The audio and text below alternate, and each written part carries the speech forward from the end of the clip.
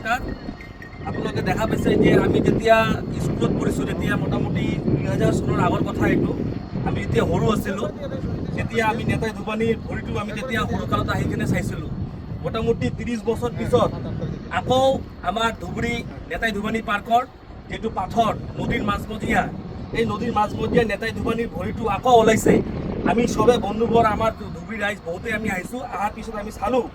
আমি ইয়াতে আহি সবেখিনি এইটো পাথৰৰ ভৰিটো আমি পৰিষ্কাৰ কৰি কিনে আমি ভালদৰে চাই আছোঁ।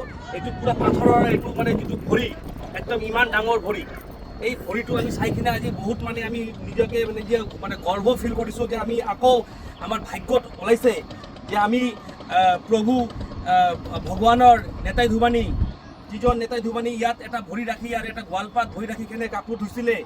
আৰু ইয়াত আমাৰ গুৰু টেগ বাহাদুৰো যেতিয়া ইয়াত আছিলে, সেই পাথৰত যিটো কাপোৰ ধোৱা পাথৰ, সেই পাথৰৰ এই ভৰি চাপটো আমি আকৌ দেখা পাই কিনে আমি খুব নিজে আনন্দ ফিল কৰিছোঁ। আৰু আপোনালোকক সকলোকে মই অনুৰোধ কৰিছোঁ, ধুবুৰীবাসী ৰাইজ, অসমবাসী ৰাইজ, সকলো ভাৰতীয়কে মই অনুৰোধ কৰিছোঁ আপোনালোকে সকলোৱে আহক, আহি কিনে এই নেতাই ধুবানীৰ ভৰিটো, এই যে ইমান ডাঙৰ এটা ভৰি চাইজটো, এই ভৰিটো আপোনালোকে সবেই আহি কিনে চাব পাৰিব। আমি যিটো সৰু কালত চাইছিলোঁ এইটো আকৌ ওলাইছে, আমি গৰ্ব ফিল কৰিছোঁ।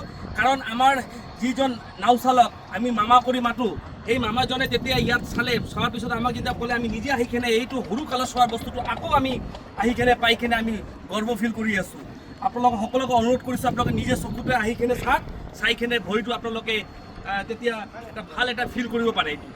ধন্যবাদ, নমস্কাৰ।